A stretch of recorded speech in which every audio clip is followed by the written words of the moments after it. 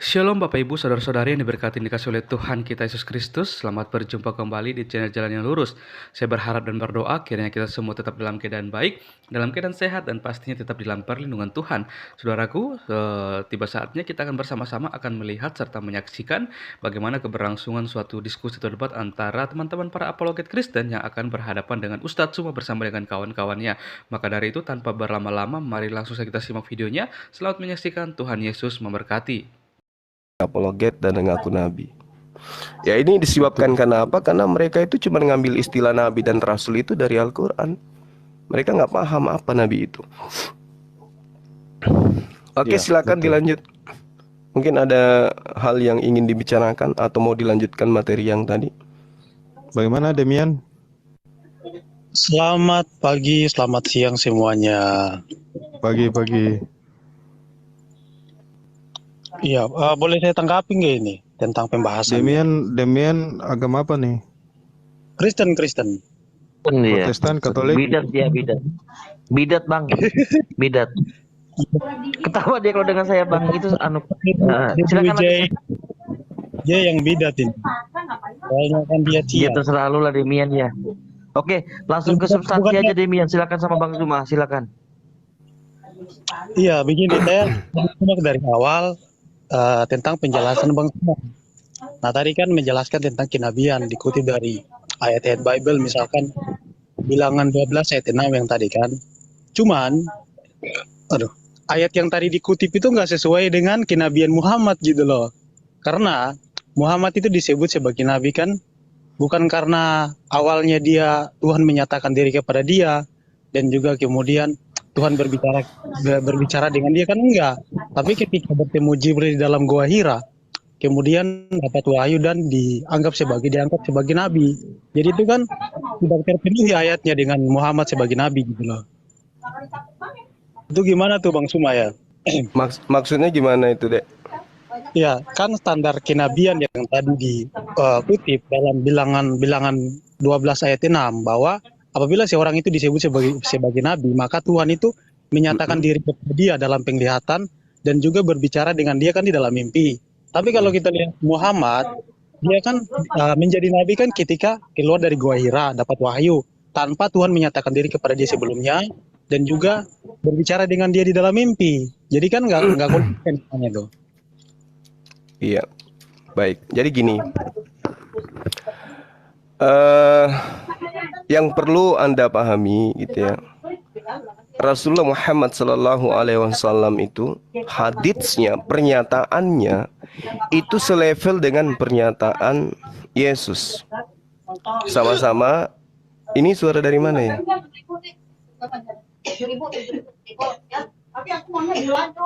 Dari Teh Susi kayaknya itu. Lagi jualan. Oh iya. Kalau bisa di-mute dulu, Uti. Nggak bisa bang. Beliau host jadi nggak bisa mute suaranya. Iya.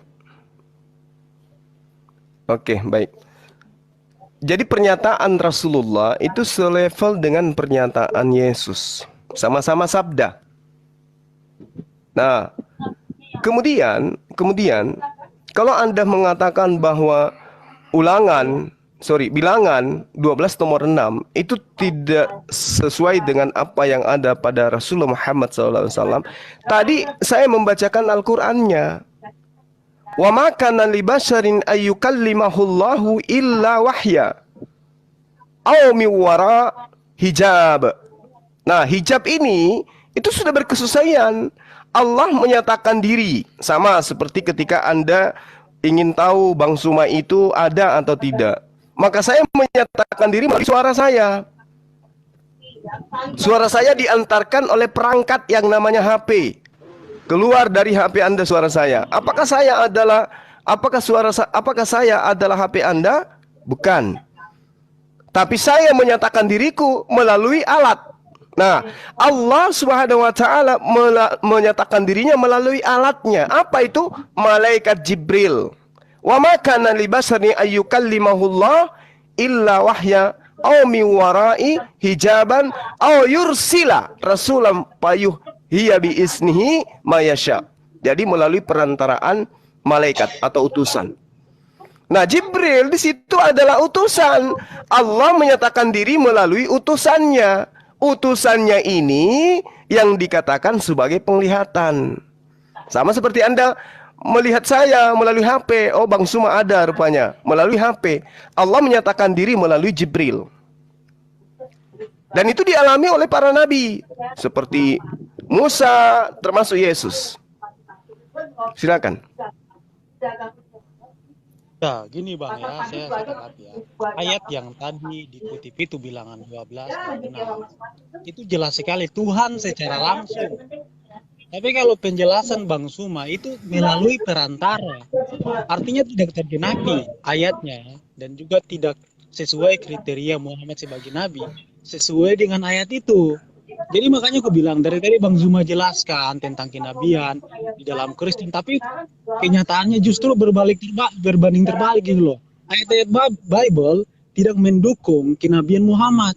Justru banyak sekali dalil-dalil di dalam Bible yang sesuai dengan kriteria Muhammad sebagai nabi palsu. Misalkan dalam Ulangan 18 ayat 20 dikatakan bahwa akan ada seorang nabi yang mengucapkan firman yang tidak diperintahkan oleh Tuhan dan yang membawa nama ilah lain, maka nabi itu harus mati. Jadi orang yang disebut sebagai nabi palsu adalah yang menyampaikan firman yang tidak diucapkan oleh Tuhan dan kemudian membawa nama ilah lain.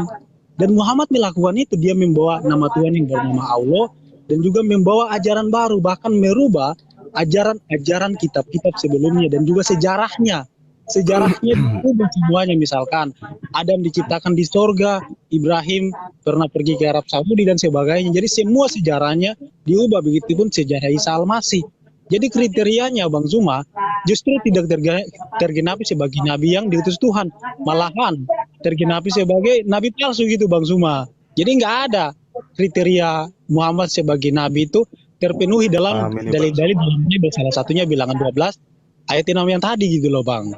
Baik. Terima kasih. Nggak apa-apa. Oke, baik.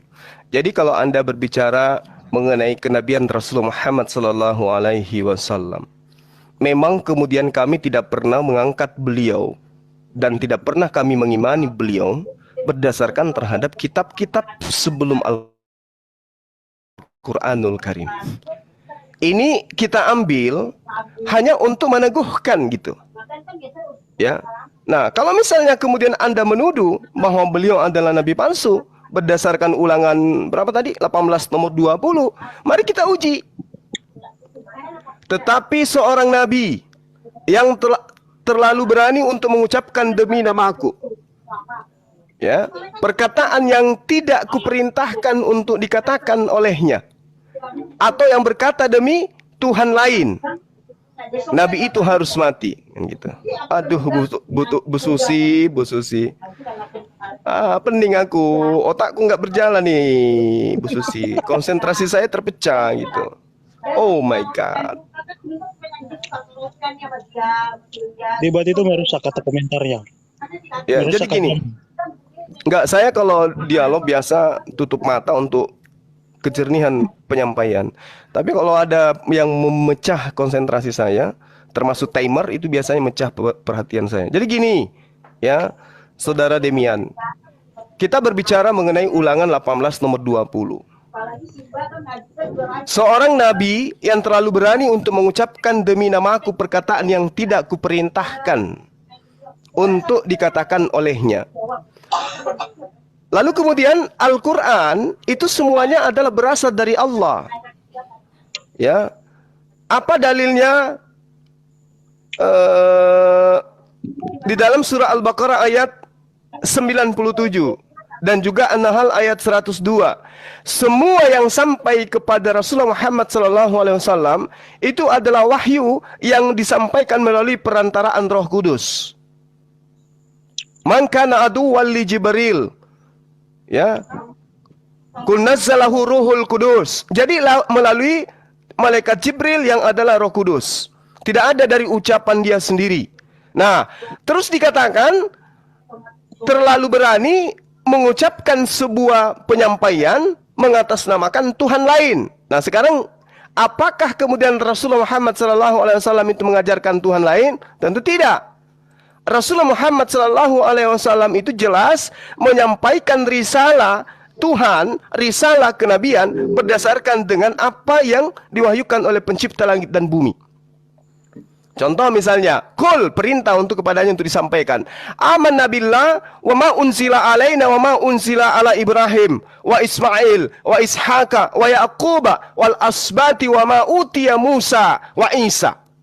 Berarti Tuhan yang datang kepadanya melalui perantaraan malaikat itu adalah Tuhan yang sama yang datang kepada Abraham, Ismail, Ishak, Yakub dan keturunannya termasuk Musa dan juga para nabi yang adalah Isa alaihissalam. Ini Al-Quran yang menguraikan itu.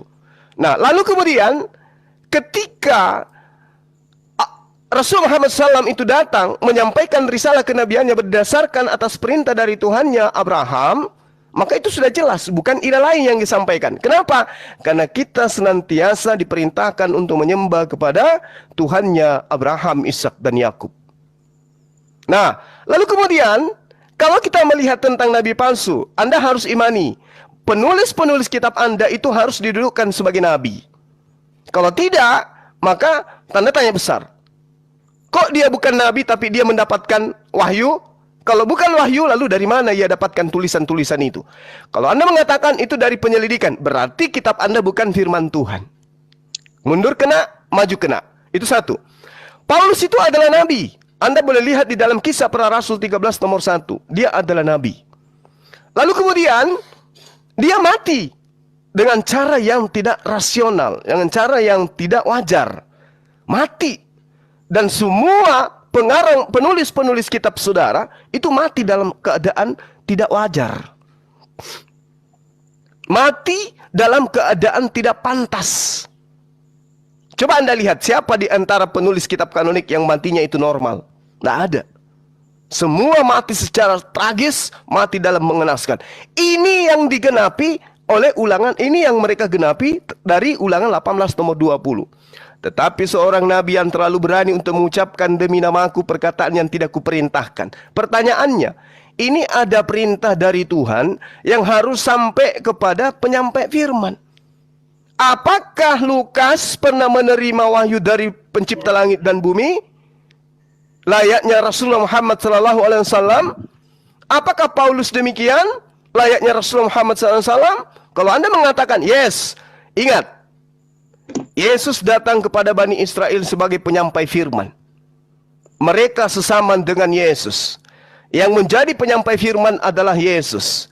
Yang mendapatkan ilham menyatakan Tuhan kepada Bani Israel adalah Yesus. Maka kalau Anda mengatakan tulisan-tulisan mereka itu adalah firman Tuhan, maka Yesus harus duduk di tengah-tengah mereka. Mereka duduk sebagai murid, lalu kemudian Yesus menyampaikan firman itu, dan semuanya akan menuliskan hal yang sama. Tidak ada perbedaan antara satu sama yang lain. Tapi buktinya, antara Markus, Lukas, Matius, mereka memiliki narasi-narasi masing-masing terhadap apa yang mereka tuliskan. Lalu kapan Yesus berbicara kepada mereka? Tidak pernah. Dengan demikian tertolak. Makanya mereka mati secara mengenaskan semuanya. Karena mereka jangankan menerima dari Tuhan pencipta langit dan bumi, menerima dari Yesus pun tidak. Demikian. Iya, oke. Jadi saya tegaskan sekali lagi ya kawan-kawan bahwa memang tidak ada satupun kriteria nabi di dalam Bible itu terpenuhi pada Muhammad, walaupun tadi Suma dari awal menjelaskan panjang lebar tentang dalil-dalil dalam Bible, tapi satupun dalilnya tidak terpenuhi oleh Muhammad. Dan bagaimana saya menunjukkan ulangan 18 ayat 20 tentang nabi palsu itu. Bang Suma perlu ketahui itu bahasa Indonesianya jelas sekali loh ya. Seorang, kalau kita berbicara tentang seorang, maka itu berbicara tentang orang yang tunggal, satu orang gitu loh, bukan banyak. Sedangkan tadi Bang Suma itu menjelaskan para rasul, Paulus, Lukas dan sebagainya. Itu jamak orangnya itu loh. Yang mana sih kalau mereka mati semuanya secara tragis kecuali Yohanes penulis kitab, murid Yesus, itu tidak ada kolerasinya dengan ulangan 18 karena di situ dikatakan tunggal, orang yang tunggal. Nah, di dalam nubuatan pertama, itu ada seorang nabi yang datang. Setelah nabi itu datang, barulah nabi kedua ini datang. Dia mengucapkan firman yang tidak diucapkan oleh Tuhan. Dan yang membawa nama ilah lain. ingat ya, dia membawa nama Tuhan lain. Ini tidak tergenapi oleh murid-murid Yesus. Paulus itu tidak pernah ngaku sebagai nabi. Dalam kitab kisah para rasul, orang yang menyangka bahwa mereka nabi, orang-orang yang tidak tahu siapa itu Paulus, siapa itu murid-murid Yesus, kemudian mereka bahkan menganggap sebagai apa? Sebagai dewa. Bukan cuma sebagai nabi. Mereka menganggap bahwa mereka para rasul adalah dewa. Padahal enggak. Nabi saja bukan, apalagi dewa. Jadi tidak ada satupun dalil Paulus ngaku nabi, para rasul ngaku nabi. Dan nubuatan tersebut itu berbicara tentang seseorang yang tunggal, kawan-kawan. Apabila seorang nabi yang mengucapkan perkataan yang tidak diucapkan atau yang tidak diperintahkan oleh Tuhan, atau yang membawa nama ilah lain, menyampaikan nama ilah lain, maka nabi itu harus mati. Siapakah yang menggenapi nubuatan ayat ini? Jelas sekali Muhammad merubah sejarah-sejarah dalam kitab Tanak. Muhammad membawa nama ilah lain. Musa mengatakan dalam Ulangan 6 ayat 4, Sema Yisrael yotefafe Eloheinu yotefafe echad, bahwa nama Tuhan itu satu. Ingat ya, bukan pribadi tapi nama di situ. Nama Tuhan itu satu. Jangan sampai ada nabi yang datang membawa nama ilah lain. Sudah pasti nabi itu adalah nabi palsu. Muhammad datang membawa nama Tuhan yang bernama Allah Subhanahu wa Ta'ala. Dan Tuhan yang diperkenalkan oleh Muhammad tidak pernah dikenal oleh para nabi sebelumnya. Bahkan dalam kitab Torah, Nevi'im, Ketuvim, sampai di kitab Perjanjian Baru yaitu kitab Injil, tidak pernah ada proper name itu adalah Allah Subhanahu wa Ta'ala. Sedangkan dalam Keluaran 3 ayat 14 sampai 15, Yesaya 42 ayat 8, Tuhan menyatakan namanya Yotefafe, itulah namanya. Jelas sekali loh. Jadi Muhammad menggenapi ayat tersebut. Muhammad tidak memenuhi kriteria nabi di dalam kitab Tanak yang dimani oleh Bani Israel kitab itu. Dan saya koreksi sekali lagi ya tentang kata nabi ya. Dalam literasi bahasa Arab, sebelum adanya Quran tidak ada kata nabi. Dalam bahasa Ibrani nabi itu dalam bahasa Ibraninya, sama aja nabi gitu loh. Tapi kalau pakai Hebrew modern itu menggunakan nevi. Tapi sebenarnya sama aja. Jadi kalau dibilang bahwa Kristen mencomot kata nabi, ya kita ngaca aja gitu loh. Tidak ada satupun literasi dalam bahasa Arab sebelum Quran ada penyebutan nabi gitu loh. Nggak ada. Selain daripada kitab Torah. Jadi ada banyak sebenarnya kata-kata di dalam kitab Torah yang diambil di dalam Islam. Tapi kalau saya bahas nanti keluar dari topik. Seperti itu kawan-kawan, tidak ada satupun kecocokan Muhammad tentang kenabiannya di dalam kitab-kitab sebelumnya. Justru menggenapi nubuatan sebagai nabi palsu. Seperti itu Bang Zuma ya. Jadi nggak ada loh ya. Seperti itu kawan-kawan. Iya, nggak apa-apa. Nggak apa-apa. Anda tidak dikatakan kufur kalau Anda telah menerima kenabian beliau.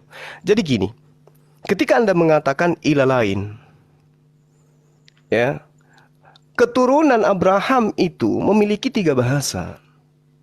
Ibrani, Aram, dan Arab. Di dalam kitab Anda terjemahannya pun sangat jelas. Aku akan menjadi Tuhan keturunanmu secara turun-temurun. Anda nggak bisa merubah itu. Nggak bisa merubah. Aku akan mengambil perjanjian dan aku akan menjadi Tuhanmu, wahai Abraham. Tuhan anak-anakmu, Tuhan keturunanmu secara turun-temurun. Anda siapa? Allah sudah menyatakan diri kepada Abraham untuk menjadi Tuhan, untuk menjadi sembahan keturunan Abraham. Nggak bisa Anda ganggu-gugat itu. Lalu kemudian Anda mengatakan nama Tuhan itu hanya satu. Di dalam kitabnya orang Yahudi, Tuhan itu banyak. Adonai, El Elohim, Eleon, Elohe, Eloham, El Eroi, El Shaddai, Emmanuel, dan seterusnya. Nama Tuhan itu banyak. Bukan cuma satu. Ya, El Salam, El Sama, El Sedekenu. Banyak nama Tuhan itu. Nah, kalau kemudian Anda mengatakan bahwasanya umat Islam itu menyembah ilah lain, coba Anda ngaca. Ngaca dulu. Tapi yang kacanya itu yang jernih gitu ya. Supaya Anda bisa tahu diri Anda ini sebenarnya menyembah siapa gitu. Ada 3 pribadi sembahan Anda. Di dalam Yesaya 57 nomor 15, Yesaya 5 nomor 16, sangat jelas dikatakan Tuhan alam semesta itu maha suci, maha tinggi. kami kenal dengan sebutan Subhanahu wa ta'ala. Ilah yang ada bentuk adalah ilah yang mati terkutuk di atas tiang salib. Siapa yang ngajarin? Nabi palsu. Jangan ada ilah lain di hadapanku. Mereka bikin ilah dari rupa manusia. Mereka bikin ilah dari rupa burung merpati. Yang membuat siapa? Nabi palsu. Kalau kami sangat jelas, kami menyembah kepada esensi yang maha tinggi, yang maha suci, Subhanahu wa ta'ala. Diterangkan di dalam Yesaya 57:15, Yesaya 5 nomor 16. Tolong tunjukkan kepada saya, kalau Kristen itu menyembah Tuhannya Abraham, tunjukkan kepada saya bahwa ada di dalam kitabnya Abraham, kitabnya keturunan Abraham, dalam hal ini perjanjian lama, yang mengatakan bahwa pencipta langit dan bumi itu adalah Tuhan yang terkutuk.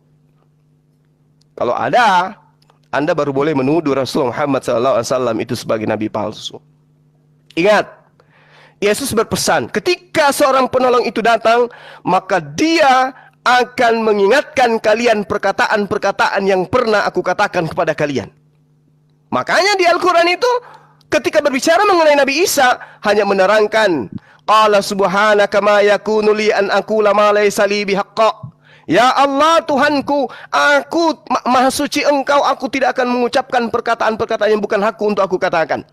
Ini Rasulullah ilaikum, ani abudullah rabbi wa rabbakum. Hanya itu yang diterangkan dalam Al-Quran. Mengingatkan kembali manusia akan ucapan Yesus kepada Bani Israel. Nggak ada itu aku akan mati terkutuk, nggak ada.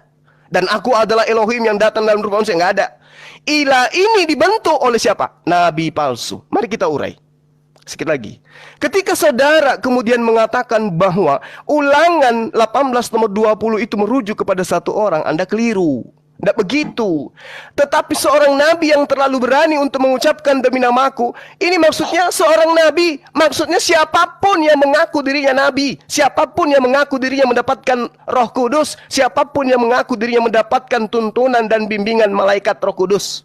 Maka dia, kalau ternyata tuntunannya itu tidak diperintahkan oleh Tuhannya Bani Israel, maka saya katakan itu adalah nabi palsu. Sejak kapan Tuhannya Bani Israel mengutus Lukas untuk mengajarkan bahwa Yesus itu adalah Tuhan?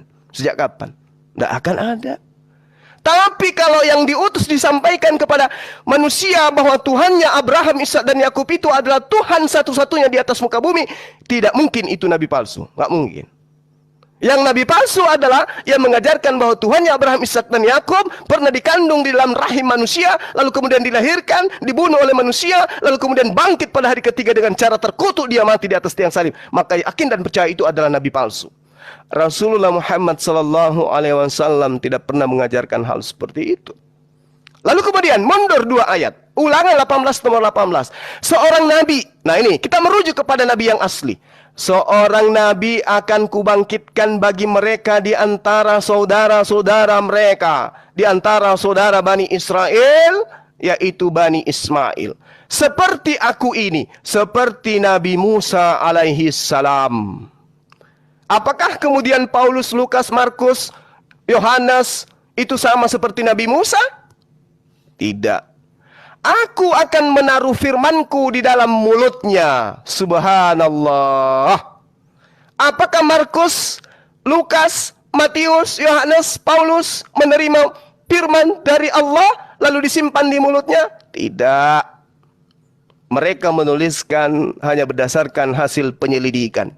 Bukan wahyu, bukan ilham, tapi hasil dari wartawan. Ia akan mengatakan kepada mereka segala yang kuperintahkan kepadanya. Ya, jadi Al-Quranul Karim itu ditaruh di mulut Rasulullah Muhammad sallallahu alaihi wasallam. Qul in kuntum tuhibbunallah fattabi'uni yuhibbukumullah wa yaghfir lakum dzunubakum wallahu ghafurur rahim. Maka kalau Al-Qur'an itu bukan perintah untuk mengikuti Rasulullah dan di dalamnya memang betul-betul adalah perkataan Rasulullah, maka jangankan Al-Qur'an. Jangankan Al-Quran. Jangankan kita orang Islam. Orang di luar Islam pun akan mampu mendapatkan dan menemukan kelemahan-kelemahan di dalam Al-Quran. Kenapa? Karena itu hanya karangan manusia, bukan firman Tuhan yang disimpan di mulut Rasulullah Muhammad SAW. Mari kita uji satu hal. Seperti yang saya terangkan tadi, sedikit lagi ya teman. Di dalam ayat yang saya katakan bahwasanya Al-Quran menerangkan bahwa di dalam Al-Quran, Mazmur menuliskan alam semesta ini itu diberikan kepada orang-orang yang saleh. Dari mana Rasulullah Muhammad SAW itu tahu? Dari mana beliau tahu bahwasanya alam semesta ini, bumi ini itu diwariskan kepada orang-orang yang saleh? Dari mana beliau tahu? Ternyata itu betul-betul tertulis di dalam kitab Mazmur. Dari mana beliau tahu kalau itu pernah tertulis dalam kitab Mazmur? Sementara beliau tidak pernah mempelajari kitab Mazmur. Tidak pernah belajar tentang kitab teman-teman Yahudi. Tapi dia tahu bahwasanya Al-Quran mengatakan bumi ini diwariskan kepada orang-orang yang saleh. Ini bukti bahwa Al-Quran itu adalah firman Tuhan yang disimpan di dalam mulutnya Rasulullah, sehingga apa yang disampaikan oleh Rasulullah semuanya adalah kebenaran.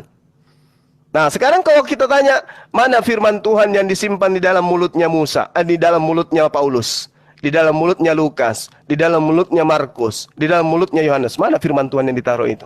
Dengan cara apa Tuhan datang menyatakan diri kepada mereka?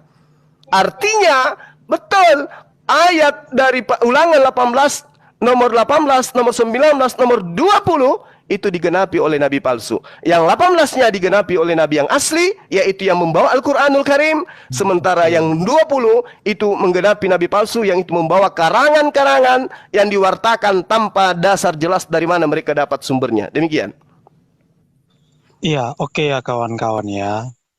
Jadi gini, tanggapan Suma ini justru dia tidak bisa membantah bahwa ternyata Tuhan yang disembah oleh Bani Israel itu berbeda dengan Tuhan yang disembah oleh umat Islam. Kalau soal penjelasanmu yang mengenai El-Olam, Elohim, Adonai, Hasem, saya nggak membahas generic name. Yang saya bahas ini adalah proper name, yang dimana Muhammad itu mengajarkan proper name yang berbeda dengan proper name yang diajarkan oleh Musa. Jadi jelas sekali loh penggenapannya gitu loh. Kalau kau bilang sama, seharusnya namanya berbeda.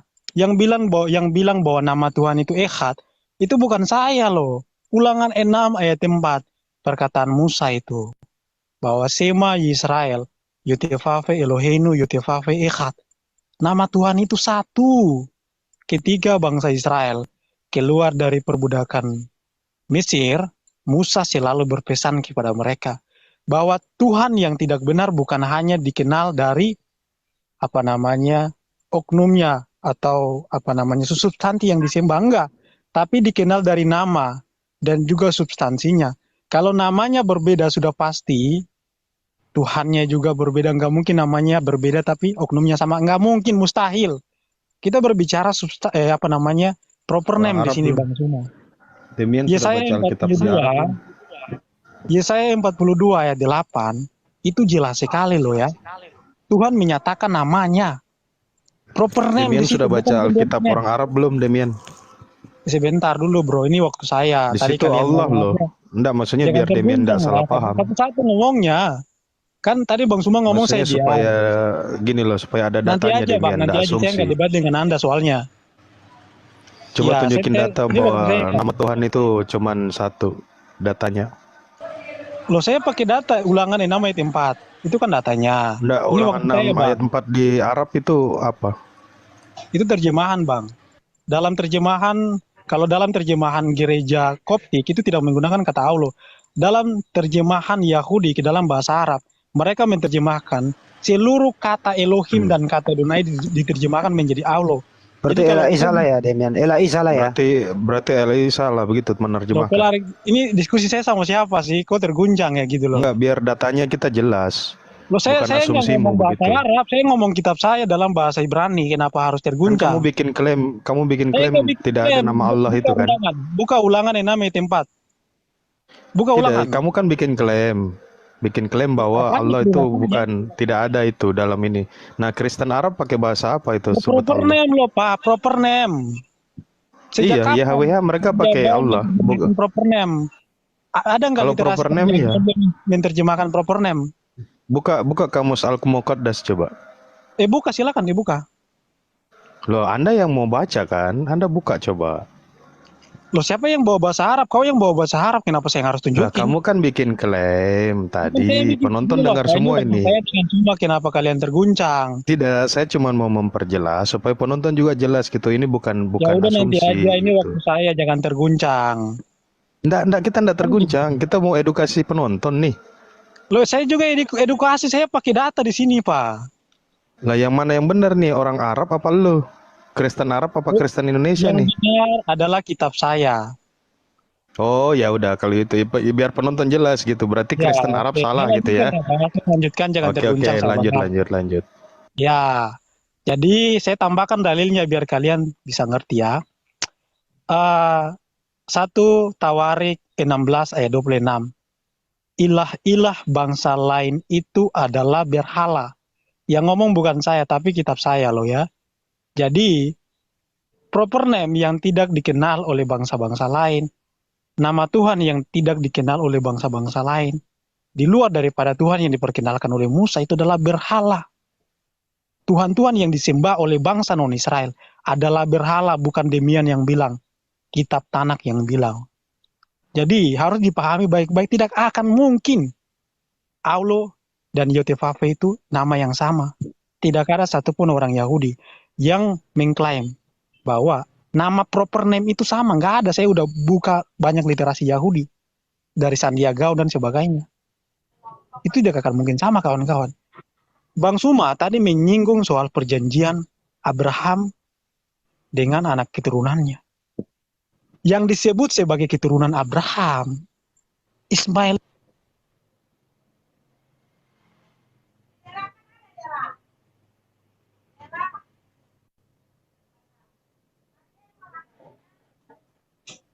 Hanya kepada Ishak.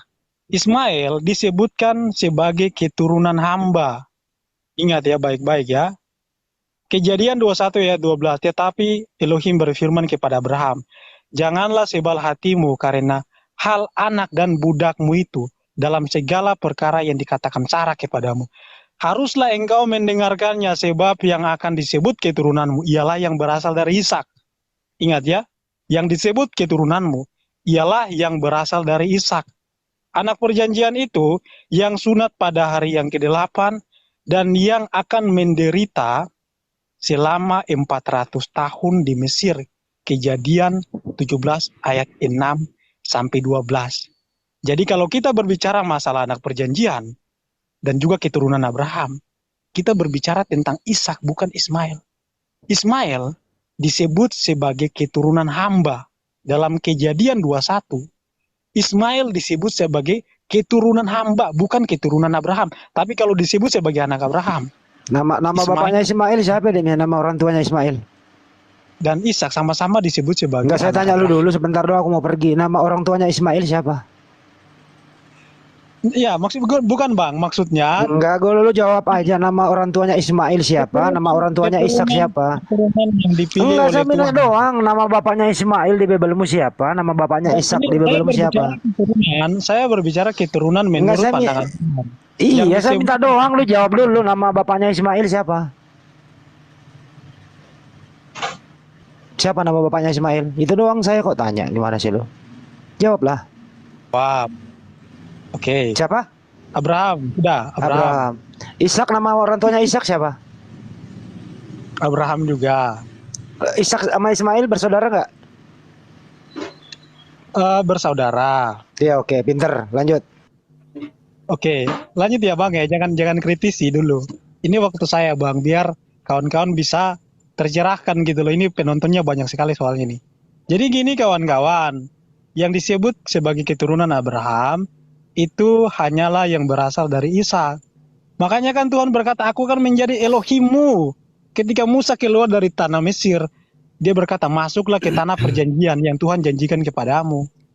Jadi tanah perjanjian itu ketika mereka masuk, Tuhan menjadi Elohim mereka, sedangkan keturunan Ismail itu penyembah berhala. Dalam Mazmur 83, keturunan Ismail itu mau memusnahkan bangsa Israel dan melawan Daud, kawan-kawan. 1 Tawarik 16 ayat 26.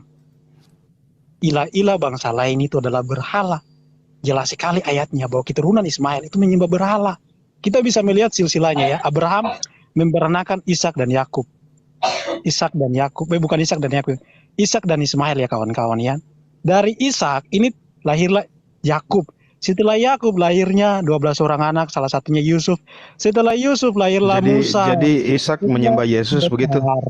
Sebentar. Bukan Setelah Musa datangnya Yosua, lahirlah Yosua. Setelah Yosua Samuel, setelah Samuel Daud, setelah Daud Salomo dan juga nabi-nabi yang Iya, lain. dari mereka semua ada yang nyembah Yesus nggak? Dari Ismail siapa? Siapa yang Ya menuntun? kan katanya Ismail menyembah berhala, berarti yang lain nyembah Yesus gitu. Potong tadi Bang Suma ngomong saya nggak potong. Kok saya ngomong dipotong ya? Nggak, biar penonton jelas gitu. Oh, nggak bisa dong, tadi aja nggak adil.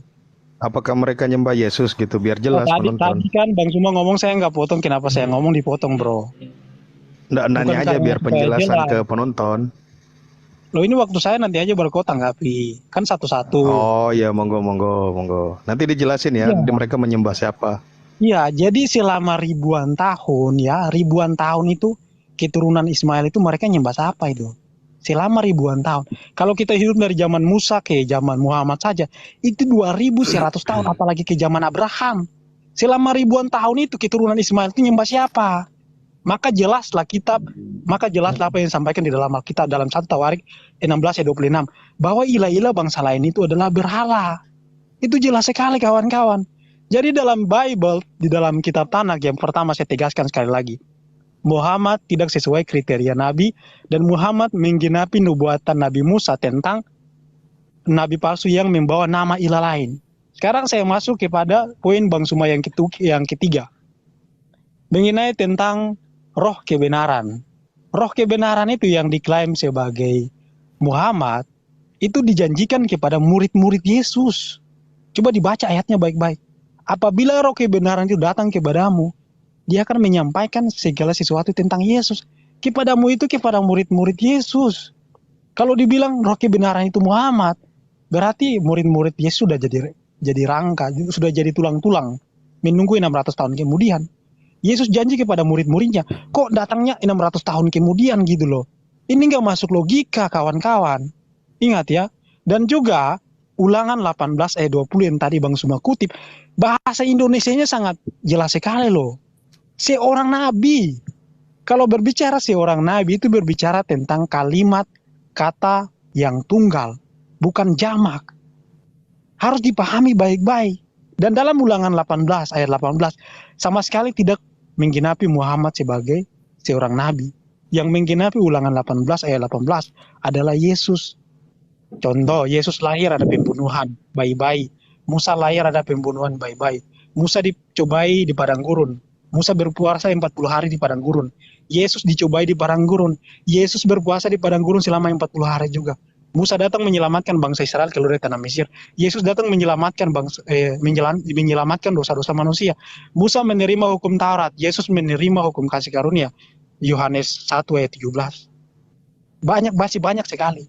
Tapi kalau saya sebutkan, itu tidak mungkin waktu kita bakal sampai gitu loh. Jadi yang menggenapi nubuatan itu adalah Yesus. Dalam Kisah Para Rasul 3, Rasul Petrus mengatakan bahwa ayat itu kepada Yesus Kristus. Jadi Yesus Kristus itu adalah imam, dia adalah nevi, dia adalah kohen, dia adalah rabi dan sebagainya. Gelar-gelar itu disematkan kepada Yesus Kristus. Bahwa dia adalah nevi yang sempurna, imam yang sempurna, rabi yang sempurna. Tidak ada yang sempurna lebih daripada dia. Makanya Yesus berkata, jangan kamu menyebut siapapun pemimpin di dunia ini, karena hanya satu pemimpinmu, yaitu Mesias. Bukan nabi terakhir, bukan Musa, bukan Daud, dan nabi-nabi yang lain. Tapi Hamasiah, kawan-kawan. Satu-satunya pemimpin bagi manusia. Kalian ingkar ucapan-ucapan Yesus. Semua ucapan Yesus, ajaran Yesus, diingkar oleh Muhammad dan juga umat Islam. Karena kalian lebih mengikuti Muhammad ketimbang Yesus Kristus. Pahami baik-baik kawan-kawan. Muhammad datang membawa sejarah baru, Tuhan baru, dan ajaran baru. Bahkan dia menghalalkan hewan-hewan yang haram di dalam Tanakh, di dalam ajaran Yahudi. Imamat 11 ayat 4 sampai 6, onta dan kelinci haram. Muhammad halalkan. Muhammad makan onta dan kelinci. Jadi nabi asli, nabi yang benar, tidak mungkin membawa nama ilah Udah lain. kesuwen gantian Demian, gantian kesuwen. Ya, 2 menit lagi Mas, 2 menit. Buset, Tidak kepanjangan. mungkin mengubah Bang Suma juga panjang. Oh, biar Mengubah diselesain ajaran-ajaran biar. para nabi nggak mungkin kawan-kawan, mustahil ada Saya nabi yang seperti nunggu Yesus. penjelasan itu sih, orang-orang yang disebut tadi menyembah Yesus enggak gitu. Ya, itu mau saya jawab. Ini poinnya yang Iya, keempat, iya. belum sampai situ, Monggo, Bro. monggo, monggo. Nah, Monggo. terus kita masuk kepada poin Bang Suma yang terakhir ya. Jadi udah terjawab argumennya dari pertama tentang apakah Tuhan Allah itu sama seperti Tuhannya para nabi. Ternyata song ya, tidak terbukti itu, sama sekali tidak terbukti. Kalau Ya. Tuhan sembahannya Yang keempat. Abraham, Ismail, Ishak beda atau sama Demian? Satu terakhir nih. Abraham, Ismail, Ishak Tuhannya sama atau beda? Tuhannya Abraham, Ismail, Ismail. Ishak beda atau sama? Kalau Tuhan mereka dalam Tanak dikatakan adalah Yotevave, jadi sama. Sama. Jadi Ishak juga sembahannya sama dengan ayahnya ya. Iya dong, semuanya. Oke, baik. Apakah ketiga orang ini menyembah Yesus? Kecuali Muhammad yang enggak. Apakah ketiga orang ini menyembah Yesus? Iya dong, jelas. Buset, menyembah Yesus Abraham. Lanjut. Nanti Bang Juma terangin itu. Ya, belum. Ini kan lanjut. poin yang keempat belum saya sampaikan. Makanya jangan dipotong. lanjut. Kalau kalian potong nanti lama gitu loh. Lanjut. Saya Kita mau dengar aja dulu. Potong jadi gitulah. Oke, gini poin yang terakhir ya tentang bahwa yang menyembah ilah lain itu adalah Kristen.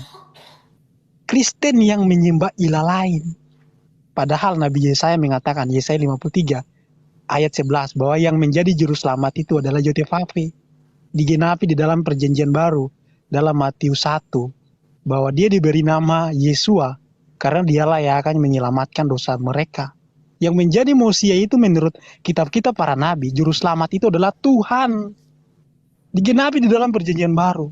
Diberi nama Yesua. Yesua artinya apa? Yesua artinya Yotevave, yang menyelamatkan. Jadi orang Kristen beriman bahwa Yesus adalah Yotevave itu sendiri yang datang ke dunia menyelamatkan kita dari dosa. Makanya dalam Yohanes 14 ayat 7 sampai 10 Yesus mengatakan, sekiranya kamu mengenal aku, pasti kamu juga mengenal Bapakku. Sekarang kamu telah mengenal dia dan kamu telah melihat dia. Filipus nggak percaya. Filipus nanya lagi. Apa jawab Yesus ayat ke-10? Tidak percayakah engkau bahwa aku di dalam Bapa dan Bapa di dalam aku? Apa yang aku katakan kepadamu tidak kukatakan dari diriku sendiri, tetapi juga Bapa yang diam di dalam aku. Dialah yang melakukan pekerjaannya. Bahwa dia adalah sang firman, dan firman itu adalah Elohim itu sendiri, Tuhan itu sendiri. Jadi kami di sini tidak menyembah ilah lain. Para nabi sudah menubuatkan bahwa Mesias itu adalah El Gibor, Elohim yang perkasa. Dikatakan bahwa dia adalah Bapa yang kekal, Raja damai. Jadi kami mengimani apa yang telah ada dan sudah dinubuatkan oleh para nabi. Kami tidak mengimani ilah lain.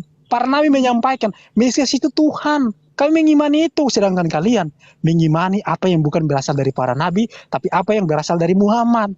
Makanya kalian menyembah ilah lain. Kalau kami menyembah Yotevave yang menyelamatkan kami, sedangkan kalian menyembah ilah lain. Jelas sekali kawan-kawan. Jadi bertobatlah sebelum terlambat. Jangan sampai kalian masuk ke dalam neraka. Karena Yesus mengatakan begini dalam perjanjian baru. Jika kamu tidak percaya akulah dia, juru selamat manusia, penebus dosa manusia, maka kamu akan mati dalam dosamu. Itu ucapan Yesus kawan-kawan. Jadi bertobatlah. Oke, silakan Bang Suma. Oke, baik. Makasih banyak ya teman-teman. Mohon percayakan kepada saya untuk menguliti teman kita ini. Jadi gini, saya ambil dari uraian terakhir. Yesus mengaku dengan mulutnya sendiri, Bapakku yang mengutus aku. Aku utusan Bapa. Aku utusan Bapa. Bapa mengutus aku. Aku adalah utusan. Yesus adalah utusan. Yesaya 63 nomor 9. Dalam segala kesesakan Bani Israel, bukan seorang duta atau utusan, melainkan Tuhan sendirilah yang menyelamatkan Bani Israel. Yesus enggak dipakai. Makanya Bani Israel itu tidak pernah menyembah manusia. bernama Yesus. Mereka tidak pernah menggantikan Yod He Vav Ve dengan manusia Yesus yang lahir di kandang binatang. Jangan mimpi ente. Anda tidak sedang mewakili Yahudi di sini. Anda mewakili agama penyusup yang mengambil kitabnya Yahudi, dicocok-cocokkan kepada konsep Romawi Yunani. Ingat, ketika Anda dengan PD-nya mengatakan dalil di dalam kitab Anda tadi itu yang Anda baca, Anda mengatakan bahwasanya tidak ada Tuhan, akulah Tuhan, di luar aku adalah ilah-ilah lain, itu adalah berhala, kata Anda. Pada saat Tuhannya Bani Israel, Abraham, Ishak, dan Yakub, yang nanti akan menyatakan diri kepada Bani Ismail, mengatakan hal yang Anda sebutkan itu, Kristen itu sudah ada, tapi namanya belum Kristen. Masih politeism, masih Hellenism. Dan itu di bawah pimpinan Kekaisaran Romawi. Kristen sudah ada. Mereka menyembah dewa-dewa. Mereka menyembah dewa yang nusul menjadi manusia. Itu Anda harus paham. Sementara di Arab, Bani Ismail sudah diperkenalkan kepada mereka kata Allah.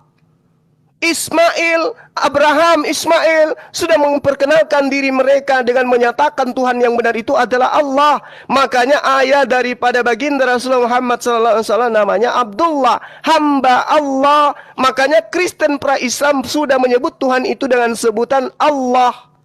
Mereka tidak pernah menyebut nama Tuhan mereka dengan Tuhan Yesus, Yahweh, nggak ada. Bangsa Arab yang adalah Kristen pra-Islam tahu betul bahwa Tuhan pencipta langit dan bumi itu nama aslinya adalah Allah. Makanya kitabmu latah. Terjemahan kitabmu sekarang pun masih menggunakan kata Allah. Kenapa? Penerjemah kitabmu yang notabene-nya berpendidikan tinggi paham betul Tuhannya Abraham, Ishak, dan Yakub itu adalah namanya Allah. Satu poin, Anda KO di situ. Kemudian yang kedua, ketika Anda mengatakan Ismail bukan keturunan Abraham, Anda kena tampar dari Tuhannya Bani Israel. Apa yang dikatakan oleh Tuhannya Bani Israel? Wahai engkau, dengarkan.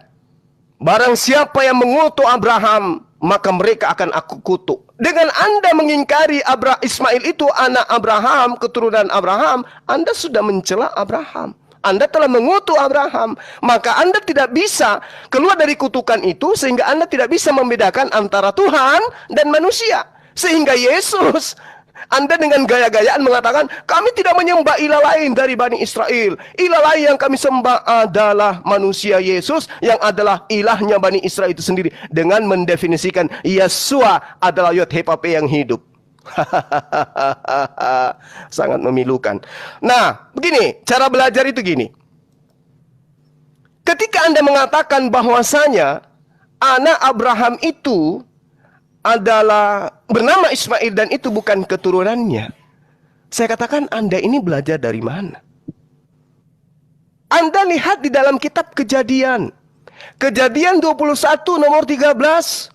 Di situ dikatakan, tetapi keturunan dari hambamu itu, yaitu Hagar, akan kubuat menjadi suatu bangsa yang besar, karena dia pun adalah keturunanmu.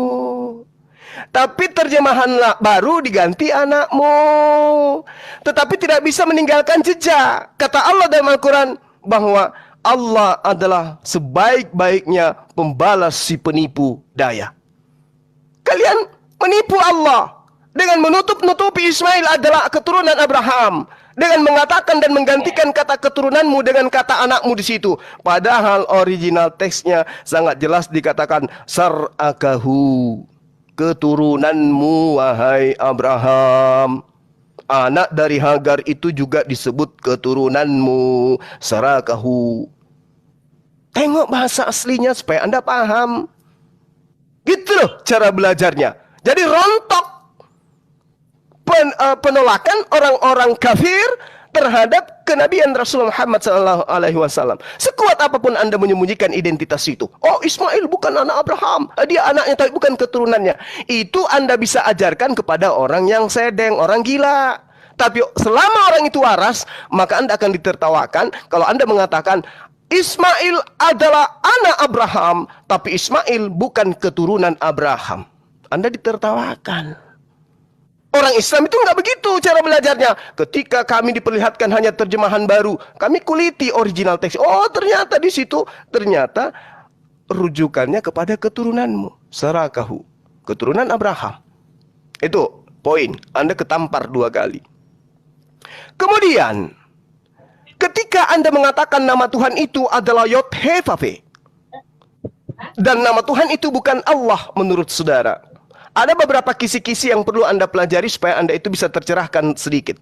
Yang pertama, kitabnya Nabi Musa itu sudah tidak ada sampai hari ini. Jadi tidak ada yang bisa mendudukkan perkaranya absolut benar bahwa terjemahan yang Anda punya itu adalah yang benar. Tidak ada kekuatan di atas muka bumi yang mampu menunjukkan bahwasanya kitab yang Bani Israel pegang hari ini adalah kitab Torahnya Nabi Musa. Budaya yang disampaikan oleh Musa kepada pengikutnya bukan budaya lisan dan juga bukan budaya tulisan. Dua-duanya gugur. Sehingga tidak ada kekuatan yang mampu menolak kebenaran Al-Quran. Musa menyampaikan kepada pengikutnya dengan cara apa? Lisankah? Tulisankah? Nggak ada yang bisa mampu menunjukkan itu. Kalau lisan, mana penyampaiannya? Disampaikan kepada siapa? Kalau dia tulisan, disampaikan kepada siapa tulisan itu? Dan siapa yang menulisnya kemudian? Semuanya hitam, gelap, kabur. Nggak ada yang jelas. Itu satu. Kedua, kisi-kisi yang saya ajarkan kepada saudara. Tuhan itu memang cuma satu. Ya, Tuhan memperkenalkan dirinya bukan dengan akulah hewan. Bukan begitu. Akulah tumbuhan. Oh, bukan begitu. Akulah malaikat. Oh, bukan begitu. Akulah setan. Bukan. Tapi Allah menyatakan diri, akulah Tuhan. Anoki Yod He Vav He. Akulah Tuhan. Yod He Vav He sama dengan Tuhan. Eloh, sembahan. Oke? Elohim, sembahan. Tapi Yod He Vav He sama dengan Tuhan. Rob. Oleh karena itulah saya mengatakan bahwasanya memang Tuhan datang memperkenalkan diri kepada Abraham, Ishak dan Yakub. Akulah Yod He Vav He, akulah Tuhan. Dia tidak mengatakan akulah hewan, akulah jin, akulah pohon. Enggak, tapi dia katakan akulah Tuhan. Makanya otoritas tertinggi di atas muka bumi ini adalah Tuhan. Bukan malaikat, apalagi Yesus, bukan. Yod He Vav He sama dengan Tuhan. Dan nama Tuhan itu adalah Allah yang maha suci lagi maha tinggi. Makanya dia mengatakan, aku menyatakan diri kepada Abraham, Ishak dan Yakub, tapi aku belum menyatakan namaku kepada mereka. Makanya orang Kristen sekarang kalau ditanya siapa nama Tuhannya Israel, Yesus. Kan lucu, menggelikan. Sementara ketika Anda melihat terjemahan kitabnya Bani Israel praktisi Yudaism hari ini diterjemahkan ke dalam bahasa Arab, Rabi mana yang kemudian menolak Yod He Vav He sama dengan Allah? Rabi mana? Tunjukkan kepada saya. Yod He Vav He ketika diterjemahkan ke dalam kitabnya ke dalam bahasa Arab, maka dia akan menuliskan Allah. Makanya kitab saudara, kitab Kristen Al-Muqaddas itu pasti Allah di dalamnya, bukan Yahweh, apalagi Yesus. Itu ya, 3-0 tamparan buat saudara. Kemudian ketika Anda mengatakan Kristen nyembah, saya baru 5 menit kayaknya. Saudara tadi kurang lebih 1 jam. Jadi ketika Anda mengatakan Kristen itu tidak menyembah ilah lain, saya katakan begini, kota Yerusalem, Palestina, taruhlah Israel sampai hari ini masih berdiri dengan kokoh. Tuhan mereka masih ada. Mereka masih menyebut dengan Tuhan mereka itu adalah siapa? Yod He Vav He, yang kemudian mereka sebut dengan Hasem. Bukan Yesus. Ketika Anda membawa kitab dua raja-raja tadi, ya, yang mengatakan bahwasanya Tuhan itu mengatakan tidak ada ilah di luar aku. Di luar aku ilah itu adalah ilah berhala-berhala. Pada saat Tuhan menyatakan itu, Rasulullah Muhammad sallallahu alaihi wasallam belum ada. Belum menyatakan Allah, belum. Jadi yang dimaksud pada saat itu adalah Tuhan Anda. Siapa? Tuhannya Romawi dan Yunani. Paham ya? Makanya ketika Yesus dijual kepada Romawi Yunani. Ketika Yesus yang dilabelkan Tuhan tidak dijual kepada Bani Israel. Kenapa? Karena Bani Israel sudah memahami dengan jelas Tuhan mereka adalah Allah. Tuhan mereka adalah yang maha hidup, yang mematikan, dan yang menghidupkan. Sementara Tuhan yang dijual kemudian adalah Tuhan yang dihidupkan, Tuhan yang dimatikan. Dijual kepada siapa? Dijual kepada bangsa yang memang sudah memiliki ilah-ilah lain selain daripada ilahnya Ibrahim, Ishak, dan Yakub. Itu adalah tamparan buat Anda. Terakhir. Ketika saudara mengatakan Ulangan 18, nomor 18 itu untuk Yesus, saya tertawa. Artinya itu nggak ada korelasi dengan Islam. Mau dia Yesus, mau dia Rasulullah Muhammad SAW, nggak peduli kami. Nggak peduli, nggak ada urusan. Loh, kami tidak mengimani kitab Anda sebagai firman Tuhan kok. Dan yang kedua, kami menabikan Rasul Muhammad SAW bukan berdasarkan kitab kalian kok. Tetapi yang Anda harus sadari di sini, ketika Anda mengatakan Ulangan 18 nomor 18 itu untuk Yesus, maka dengan kata lain Anda mengatakan nabi palsu itu adalah Lukas, Markus, Matius, Yohanes, dan Paulus. 5 orang ini adalah nabi palsu karena ternyata Ulangan 18 nomor 18 untuk Yesus, bukan untuk penulis-penulis kitab saudara. Berkaitan dengan Al-Quran, saya tantang Anda buktikan Al-Quran itu bukan firman Tuhan. Tapi kalau kitab 5 orang ini, saya bisa buktikan dalam 1 detik, hitungan detik, saya bisa buktikan bahwa kitab mereka itu bukan firman Tuhan. Demikian, silakan. Oke, saya tanggapi ya. Mudah-mudahan para narasumber di sini nggak memotong, ya mudah-mudahan ya. Jangan terguncang kawan-kawan. Gini loh, jadi patokan cuma itu tentang kebenaran itu Quran itu betul sekali gitu loh. Karena kalau dia balik ke kitab Torah, kitab Injil, justru dia ketampar gitu loh. Makanya dia nggak bisa mencari pembenaran di situ. Jadinya balik kepada iman secara internal. Ingat ya, iman secara internal, bukan secara eksternal. Segala klaim-klaim di dalam Quran itu dipatahkan. Muhammad tidak terpenuhi sebagai nabi, kemudian Muhammad membawa nama ilah lain, dan merubah seluruh ajaran-ajaran para nabi dan kitab sejarah-sejarah para nabi. Itulah kenapa Bang Suma selalu mengatakan, kami tidak mengimani kitab kalian, mau menyampaikan apa ke, kami mengimani Quran gitu kan. Karena Quran itu adalah kebenaran bagi kalian. Kalau kalian ke Torah, ketampar gitu. Ke Injil, ketampar gitu kan. Jadi balik lagi kepada kebenaran secara internal. Itu yang pertama. Saya tanggapi ya pernyataan Bang Suma. Bang Suma dengan jelas mengutip kitab Yesaya, bahwa yang menyelamatkan itu adalah Tuhan. Bang Suma tadi kutip loh kitab Yesaya. Dan dia bilang bukan Yesus loh. Yesus itu Mosia kawan-kawan. Ya, dalam Matius 1, ia akan diberikan nama Yesua, Yotefafe, yang menyelamatkan. Karena dialah yang menyelamatkan umatnya dari dosa mereka. Kalau kalimatnya seperti itu, maka Yesus itu siapa? Yesaya mengatakan, yang menjadi Mosia bagi dosa-dosa manusia adalah Tuhan. Kalau orang Kristen beriman kepada Yesus sebagai Mosia, tidak mungkin orang Kristen menolak juga bahwa dia adalah Tuhan. Dalam Yesaya 53 ayat 10 dikatakan, apabila ia menyerahkan nyawanya sebagai korban penebus salah, ia melihat keturunannya, usianya akan lanjut. Isa menggenapi nubuatan ini enggak? Isa tidak menggenapi nubuatan ini. Karena Muhammad menceritakan Isa yang berbeda dengan Mesias. Isa Al-Masih tidak memenuhi kriteria Mesias yang dijanjikan oleh para nabi. Bahwa Mesias itu dia datang untuk menebus dosa. Kata siapa? Kata Nabi Yesaya. Bahwa Tuhan itu penyelamat. Dan Mesias itu dia datang untuk menyelamatkan manusia dari dosa. Jadi kawan-kawan, orang Kristen itu tidak mungkin menolak Yesus ada Yotefafe. Karena para nabi mengatakan yang menjadi juru selamat itu adalah Tuhan itu sendiri. Itu yang pertama ya. Kemudian poin Bang Suma yang kedua, bahwa Yahudi itu tidak mengimani Yesus. Loh, dalam kitab Nabi Yesaya 53 ayat 4 dan seterusnya, sudah dikatakan bahwa Yahudi akan menolak Mesias. Jadi itu tergenapi. Artinya iman kami ini betul. Ketika Mesias datang, Yahudi menjadi tersesat.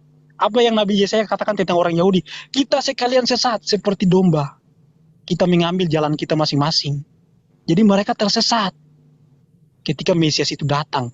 Jadi kebenaran iman kami bahwa Yahudi menolak Yesus itu sebuah kebenaran kawan-kawan. Sudah dinubuatkan dan digenapi, kita bisa melihat sekarang. itu kebenaran kitab kami. Tapi kalau nubuatan Muhammad itu nggak ada. Dalam Tanakh tidak ada satupun nubuatan Muhammad. Dalam perjanjian baru tidak ada satupun nubuatan Muhammad. Tapi kalau kita berbicara tentang Yesus Kristus, banyak sekali nubuatannya. Dan terjadi sekarang. Terjadi digenapi oleh Yesus. Bang Suma, poin Anda yang ketiga mengenai Ismail, Tuhan menyatakan diri kepada keturunan Ismail pada zaman Muhammad, ya kan? Saya mau katakan begini loh. Mazmur Daud, Mazmur 147 ayat 19 sampai 20 dikatakan. Ingat ya, pahami baik-baik. Tuhan tidak menurunkan firman-Nya kepada bangsa-bangsa lain. Ketetapan-ketetapannya, hukum-hukumnya tidak dia turunkan kepada bangsa lain, Bang Suma. Jadi kalau ada nabi yang datang dari bangsa non-Yahudi, bahwa hukum, bahwa firman sudah pasti itu adalah nabi palsu. Karena Mazmur Daud mengatakan, Tuhan itu tidak menurunkan firman dan hukumnya kepada bangsa lain selain daripada bangsa Yakub. Bahkan ya, dalam perjanjian baru, Yohanes 4, Yesus mengatakan apa? Keselamatan itu berasal dari bangsa Yahudi, bukan bangsa Arab. Jadi tergenapi itu Muhammad sebagai nabi palsu, mau dari perjanjian lama maupun perjanjian baru. Poin yang keempat, Bang Suma, saya patahkan semua argumenmu. Tentang Ismail disebut sebagai keturunan Abraham. Lu tunjukin bahasa Ibrani kata per kata di sini. Saya bisa berbahasa Ibrani. Kalau kita mau pahami ya naskah dalam bahasa Ibrani. Kejadian 21 ayat 13, Bang Suma baca sendiri loh. Tetapi keturunan dari hambamu, ini bahasa Indonesianya apa kurang jelas ya? Dia kutip loh. Dia bilang ini ayatnya keturunan Abraham. Loh, ayatnya Kejadian 21 ayat 13 kalimat bahasa Indonesia jelas gitu loh. Jadi bahasa Indonesia aja nggak ngerti apalagi bahasa Ibrani. Tetapi keturunan dari hambamu itu juga akan kubuat menjadi suatu bangsa karena ia pun anakmu. Tetapi keturunan hambamu, ini jelas sekali loh bahasa Indonesia, hamba, keturunan hamba. Pahami baik-baik loh. Jadi jangan klaim-klaim kawan-kawan. Masa mengutip dalil tapi nggak bisa mengerti bahasa Indonesianya. Itu jelas sekali bahasa Indonesianya. Jadi yang disebut sebagai keturunan Abraham itu hanyalah Ishak. Nih saya kasih dalilnya. Biar kalian nggak boleh dibohongi. Ismail Ishak. Kejadian 17 ayat 21, tetapi perjanjianku akan kuadakan dengan Ishak yang akan dilahirkan Sarah bagimu tahun yang akan datang. Waktu seperti itu juga sebentar bro, jangan terpuncang, sebentar. Ini Berashit 21 ayat 13 di mana kata Evet di sini. Ya tunggu dulu, nanti baru kalian ada waktu untuk menanggapi. Ini waktu saya bro, tadi kan sudah saya bilang, saya selesai berbicara, baru kalian boleh menanggapi, jangan terguncang lah kawan-kawan. Oke. Jadi harus dipahami baik-baik ya. Iya kan kata keturunannya bro, keturunan.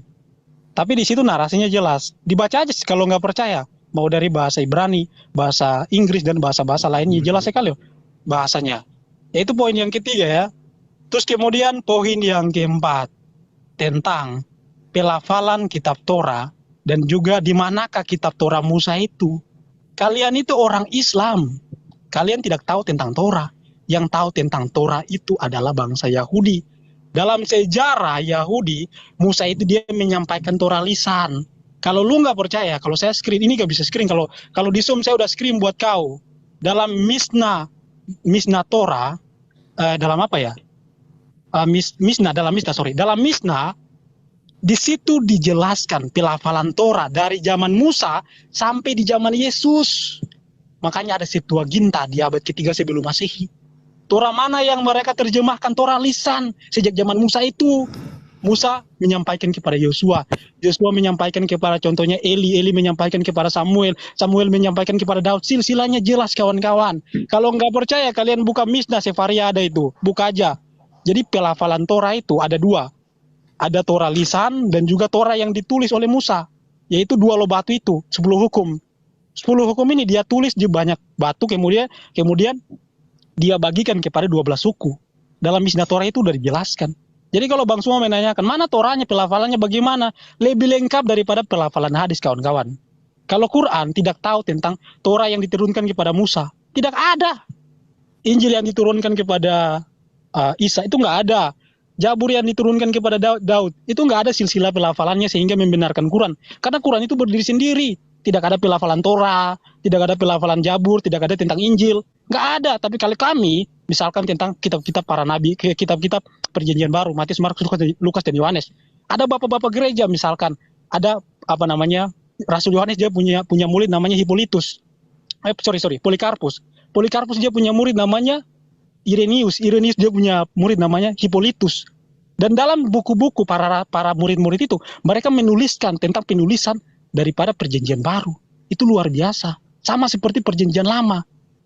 Jadi kalau kau mau menanyakan tentang kitab kami, tentang keabsahannya, itu sangat jauh dengan kitabmu, karena Quran tidak bisa menunjukkan apa pelafalan Torah dari zaman Musa sampai zaman Muhammad, nggak ada.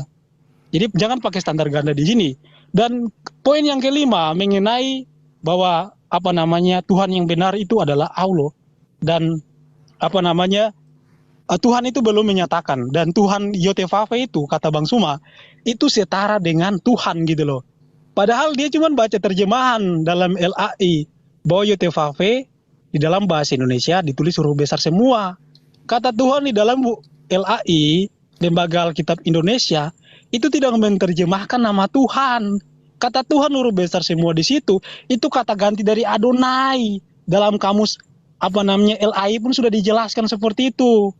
Jadi ada patokannya itu loh. Nah, dalam bahasa Ibraninya jelas bahwa Tuhan belum menyatakan namanya itu secara face to face kepada Abraham, kepada Ishak, dan kepada Yakub. Tetapi di zaman Musa barulah dia menyatakan namanya secara face to face, secara berfirman kepada Musa. Jadi dia menyatakan Keluaran 14, 15 sampai 16. Dia menyatakan namanya itu Yotevave, dan itulah sebutannya turun temurun sampai selama-lamanya, kawan-kawan. Jadi gak mungkin ada nama Tuhan yang berbeda. Begitu pun Yesaya 43 atau 42 ya kalau saya nggak salah. Ayat 8. Ingat baik-baik ya. Aku Yotevave, itulah namaku. Ani Yehova, Ani Yotevave dalam bahasa Ibraninya. Jelas loh, proper name, bukan generic name. Bahasa Ibrani itu loh bro. Jadi kalau kau masih mengatakan bahwa Yotevave itu setara dengan apa namanya Tuhan, ilah dan sebagainya, itu klaim. Saya pakai bahasa asli, sedangkan kau hanya menjelaskan bahasa Indonesia, hanya menjelaskan terjemahan. Jadi jelas sekali tergenapi seluruh nubuatan di dalam kitab Perjanjian Lama bahwa Muhammad itu yang pertama, saya tegaskan sekali lagi, membawa ilah lain, yang pertama. Yang kedua, membuat ajaran baru. Yang ketiga, merubah sejarah-sejarah para nabi. Seluruh sejarah dari zaman Adam sampai di zaman Yesus Kristus, semuanya dirubah. Adam diciptakan di sorga, Tanakh mengatakan Adam diciptakan di bumi, Injil mengatakan Yesus tidak berbicara waktu lahir, Quran mengatakan Isa bicara waktu lahir, Quran mengatakan Maryam gak punya suami, Injil mengatakan Maria punya suami. Banyak sekali kawan-kawan. Ibrahim ke Arab Saudi, Tanakh mengatakan Ismail dan Hagar tinggalnya di Kades dan Beret, wilayah bagian Mesir. Banyak sekali kawan-kawan sejarah dan ajaran dan Tuhan yang dibawakan oleh Muhammad yang berbeda. Jadi tergenapi kawan-kawan, tergenapi bahwa kalian itu tersesat. Kalian mengikuti nabi lain dan ilah lain. Saya bawakan dalilnya tadi, 1 Tawarik 16 ayat 26. Ilah-ilah bangsa lain itu adalah berhala. Jadi bertobatlah, carilah bangsa yang mengenal Tuhan, maka kamu pun akan dibenarkan. Kalau kau mencari Tuhan dari bangsa yang sesat, maka kamu pun tersesat. Orang buta tidak bisa menuntun orang buta, sebab keduanya akan masuk ke dalam jurang. Kalau kau punya sahabat buta, kau buta, sama-sama dituntun, masuk jurang kalian. Yesus dan Nabi Daud sudah mengatakan, kebenaran, keselamatan, itu hanya berasal dari bangsa Yahudi, bukan bangsa Goyim yang tidak mengenal Tuhan, yang selama ribuan tahun menyembah berhala, yang selama ribuan tahun melawan para nabi, dan juga merebut tanah-tanah para nabi. Kalau Tuhannya sama, tidak mungkin merebut tanah yang dijanjikan oleh Tuhan kepada keturunan Abraham, yaitu Ishak, yang keturunannya diperbudak selama 400 tahun di tanah Mesir. Tidak mungkin kalau Tuhannya sama. Banyak sekali yang bisa aku sampaikan kepada kalian, tetapi kita punya waktu yang terbatas. Tapi intinya bahwa kalian harus bertobat kawan-kawan. Jangan sampai terlambat. Itu mungkin dari saya tanggapannya. Terima kasih ya. Oke, jadi kita bertobat, umat Islam bertobat untuk menyembah manusia bernama Yesus gitu. Wah, tunggu sampai kami gila semua dulu kalau begitu. Jadi gini, ketika Anda menilai Al-Quran dengan menggunakan kitab yang Anda punya, itu Anda keliru, Anda salah. Dudukkan dulu perkaranya, ya, keotentikan Al-Quran dan keotentikan kitab saudara. Itu dulu yang Anda harus uji gitu loh. Ketika Rasulullah Anda katakan merubah, ketika Rasulullah Anda katakan mengganti dan seterusnya, yang Anda jadikan poin penilaian itu adalah kitab saudara. Sementara kitab kami mengatakan innal ladina yaktumuna ma anzalna minal bayyinati wal huda min ba'di ma bayyana lin-nasi fil kitab ulaika yal'anuhumullah wa yal'anuhumul la'inun. Sesungguhnya orang-orang yang menyembunyikan apa yang telah kami turunkan berupa keterangan yang jelas dan petunjuk, setelah kami menerangkannya kepada mereka tentang manusia dalam Bible, dalam Alkitab, mereka itu dilaknati oleh Allah dan dilaknati pula oleh semua makhluk yang pernah melaknat. Nah, sekarang coba uji Al-Quran ini. Uji kebenaran Al-Quran ini. Betulkah Torah dan Injil itu disembunyikan? Ini Al-Quran yang mengatakan ini. Bahkan Al-Quran dengan berani mengatakan alladzina atainahumul kitaba ya'rifuna kama ya'rifuna abna'ahum wa inna fariqam minhum la yaktumuna haqqa wa hum ya'lamun. Al-Quran begitu berani.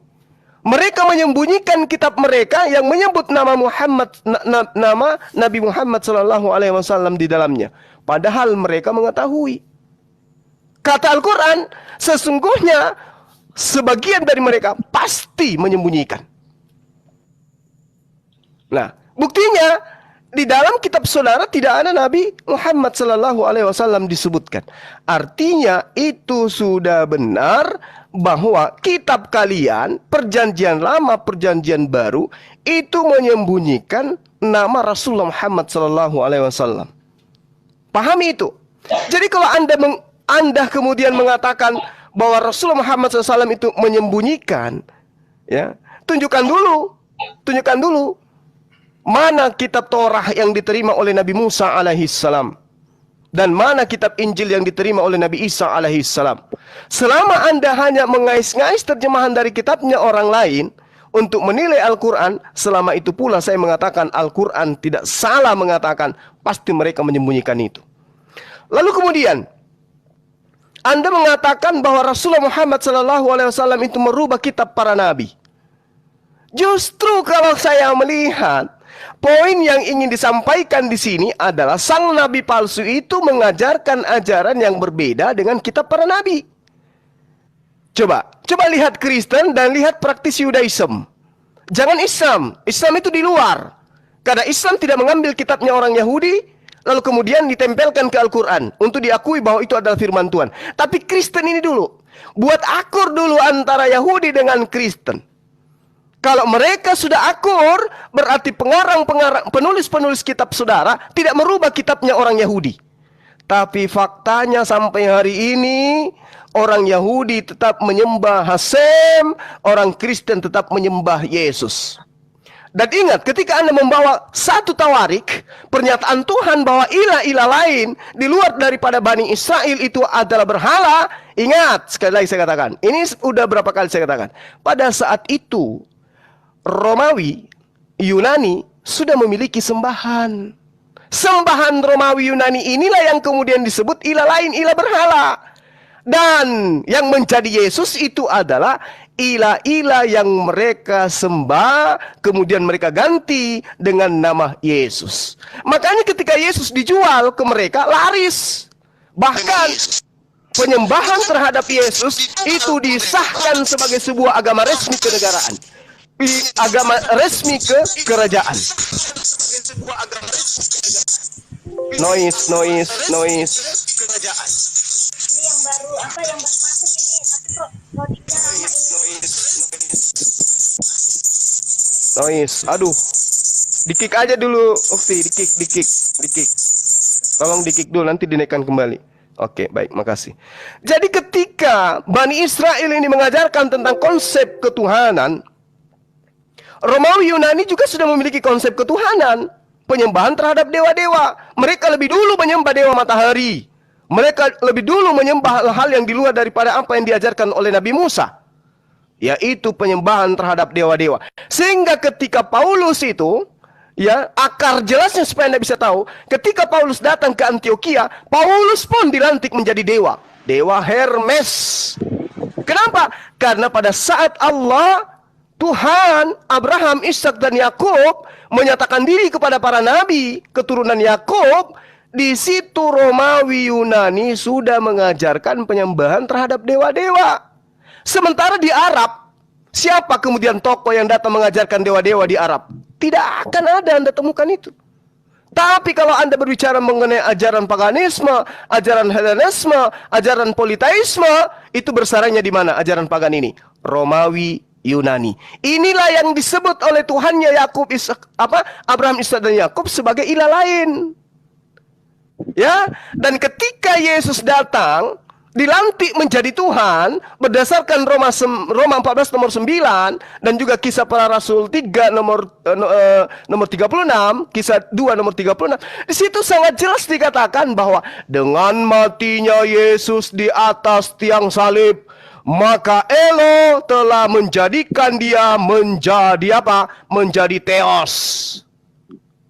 Dijual ke Romawi dan Yunani, laris manis, bahkan mereka membuat konsili-konsili. Apa konsili itu? Sidang-sidang. Apa tujuan sidang? Untuk menentukan Yesus itu Tuhan, ibunya Yesus juga Tuhan, atau hanya Yesus yang Tuhan 100% dan juga dia adalah manusia 100%. Ada konsili untuk melantik anak Maria menjadi Tuhan. Di Islam, ada nggak konsili untuk melantik Allah Subhanahu wa Ta'ala itu menjadi sembahan? Nggak ada. Tidak ada. Nggak ada. Di agama kalian justru mengajarkan sidang untuk menentukan Yesus itu Tuhan atau Yesus itu bukan Tuhan. Yang menolak Yesus bukan Tuhan diusir dari persidangan dan kemudian dianggap sebagai bidat. Pahami itu. Saya hanya akan bisa bertobat, ya, menurut versi Anda, kalau saya sudah melihat Bani Israel yang ada saat sekarang berbondong-bondong menjadi penyembah manusia. Tapi itu tidak akan pernah ada. Demikian. Oh, Demian sudah nggak ada ya? Kabur. Sama seperti Erben. Mana Damian kok kabur? Enggak ada. Kabur dia tahu mau disiangin. Kupikir Billy penyembah manusia bang, ternyata More Billy rumahnya, masya Allah. Lanjut. Tadi saya dengar dia apa Tuhannya Israel, YHWH itu. Saya ketawa aja. Dia juga salah merumuskan bahwa proper name itu YHWH itu adalah proper name. Itu salah menurut teologi atau iman orang Yahudi terhadap esensi karakteristik Tuhan. Jadi YHWH itu sebenarnya adalah akronim ya, atau ada beberapa kalimat Haya HVVIH itu kepanjangannya ya, yang dulu, yang sekarang, dan yang akan datang. Artinya dia kekal. Nah, proper name-nya itu ada 3. Jadi YHWH itu bukan proper name. Salah. Nah, masya ya. Allah. Jadi YHWH itu memiliki 3 proper name. El, Elohim, dan Shaddai. Itu 3 proper name-nya. Gitu. Tapi Om Billy tadi, Masya Allah. Bro Bill, tadi barusan Demian itu. Gini, kalau nanya ke hal-hal yang Tuhannya Israel, pasti yang ngerti orang Yahudi, orang Israel yang ngerti. Ya, jadi di saat tadi dia ngomong-ngomong Tuhan Israel itu salah paham semua. Masya Allah. Jadi gini, akhi Billy, kami di dalam kajian internal kami, ketika kami berbicara mengenai Allah, itu selalu merujuk ke sini, El, Elohim, dan El Shaddai. Masya Allah, subhanallah. Itu proper name-nya itu. Dan kami tidak pernah mengakui YHWH itu sebagai proper name. Nah, iya. Makanya itu kebalik. Orang Kristen itu sering kebalik. Allahu Akbar. YHWH itu bilang proper name padahal bukan. Bahkan YHWH itu bukan seperti nama Bambang, Asep atau Eko ya. Bukan, itu adalah sebuah kalimat yang menunjukkan esensi karakteristiknya. Haya HVVIH, dia yang dulu, yang sekarang, dan yang akan datang. Artinya tidak terbatas ruang dan waktu dan kekal gitu. Jadi berbeda sekali. Terus tadi soal apa pengaruh-pengaruh yang dibawa oleh keyakinan-keyakinan sebelum abad pertama ya, kita bisa lihat ada di India ya, di India, Mesir, Greece, Yunani dan Roma, masing-masing mempunyai Tuhan atau keyakinan yang trinitas sebelumnya. Di dalam dunia Hindu kita mengenal ada Brahma, Wisnu dan Shiva ya. Terus di Mesir ada Osiris, Isis dan Nephthys ya. Itu tiga trinitas ya yang sebelumnya. Juga di Mesir di Gunung Olympus itu ada Zeus, Hera dan Athena. Juga di dalam ya, semuanya banyak Pak di Mesir. Saya dari Mesir, saya masih maaf, I'm so sorry to cut. Saya masih belajar bahasa Indonesia. Assalamualaikum warahmatullahi wabarakatuh. I can speak Arabic also. Yeah, I'm so sorry Pak. The content I just want to add. Ada yang bahas English, Pak? Yes, I can speak English. Yes, yeah, we speak English. Maaf ya, I'm so sorry Pak.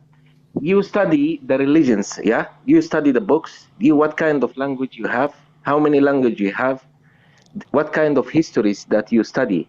Ini mendapat Iwrit. I can speak Hebrew and English and also Indonesia. Bahasa. Indonesia. So, in Nabi Isa alayhi salam, or Jesus, or Jesus, yeah? Bahas asli apa? What kind of language he have? I don't know Jesus. Don't ask me about Jesus. So you what kind? I mean, what's your religion or what you talk about? You talk about God. Ani Yahud. He stand for Judaism. He stand for Judaism, akhi. Judaism. I'm a Jew. I'm a Jew. Okay. So I'm trying to explain here about the previous Trinity that exists before the Christian exists. So there were in Indian mythology and Egyptian mythology, Greek mythology and Roman mythology. So I will continue only one on Roma. So in the Roman also has a deities. Jadi Roma itu punya tuhan-tuhan juga ya, yang namanya same like a motorcycle brand Honda, Yamaha. The name is Jupiter, Juno, and Minerva. All of these are the brand of the motorcycle. Yes, sir, exactly. Gimana ini bisa diskusi nggak ini orangnya? Bisa. Aman. Jadi so before the Trinity and the Trinity exists, before they exist the Trinity by Christian, before it there are also Trinity that exists before, like I said in Indian, Mitzrayim is Egypt, and Roman and also Greece. Yeah. So they try to emulate it, try to bahasa Indonesianya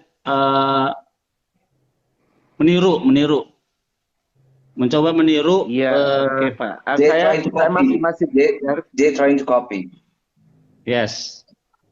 Ya Pak. Alih-alih ingin mengkonvert, alih-alih ingin mengkonvert, akhirnya dikonvert.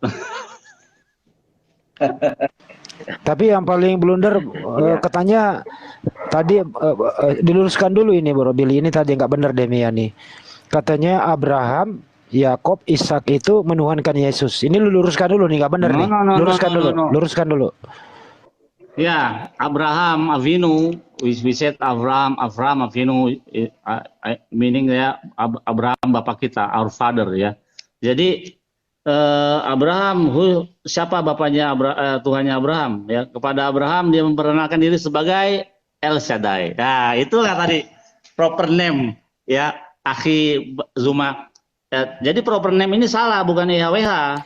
Kebalik. Jadi proper name-nya salah satunya ada El Shaddai. Ya, kepada Abraham dia memperkenalkan diri sebagai El Shaddai. Ya, itu bukan... Ahi. Betul. Kalau mohon maaf, kalau kami di Islam itu El itu merujuk kepada Il. Il artinya merujuk kepada Allah. Dan Elohim itu digunakan oleh Allah dalam menyebutkan kata nahnu yang juga merujuk kepada dirinya. Nahnu, Elohim, sama dalam bahasa Ibrani. Kalau El Shaddai kami sebut dengan Al-Aziz, merujuk juga kepada Allah. Jadi itu adalah nama esensi pribadi, esensi yang kami sembah. Elohim, El Shaddai itu sama seperti yang ada dalam ajaran Islam. Tidak bisa kemudian dipungkiri. Kalau dikatakan Yohetwafe, dia yang terdahulu dan dia yang sekarang, itu adalah artinya dia yang kekal. Dia yang hidup selama-lamanya, dia yang maha hidup.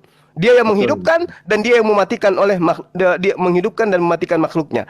Inilah yang sering saya katakan kepada teman-teman, bahwa yang dimaksud Yohetwafe itu adalah Tuhan, pencipta langit dan bumi yang maha hidup dan maha mematikan.